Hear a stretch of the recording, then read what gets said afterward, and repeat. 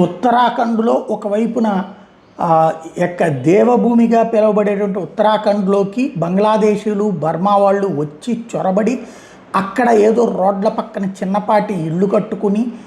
ముందు షెడ్లలాగా పాకల్లాగా ఆ తర్వాత ఆ భూముల్ని పక్కా భవనాలు చేసుకుని ఆ పైన కొన్ని ప్రాంతాలలోకి చివరికి హిందువుల్ని కూడా రానివ్వకుండా చేయడం ఒక ఎత్తు అయితే అక్కడ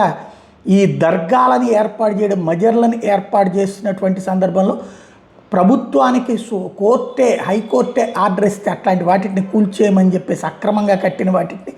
అలా కూలనీయకుండా అడ్డుపడుతున్నటువంటి వేళ తాజాగా బాబా బుల్లే షా మజర్ని ధ్వంసం చేసినటువంటి సంఘటన చోటు చేసుకుంది. కరెక్ట్గా ఆ సందర్భంగా అక్కడ ఘర్షణ వాతావరణాన్ని క్రియేట్ చేయడానికి ప్రయత్నించిన వాళ్ళు అధికారులను అడ్డుకునే ప్రయత్నం చేస్తే హిందువులందరూ జాగృతమై అక్కడ ప్రభుత్వానికి సపోర్ట్ చేసినటువంటి అంశం చోటు చేసుకుని తద్వారా ఉత్తరాఖండ్లో ఒక సీరియస్ డ్రైవ్ అయితే నడుస్తున్నటువంటి పరిస్థితి స్పష్టంగా కనబడుతుంది.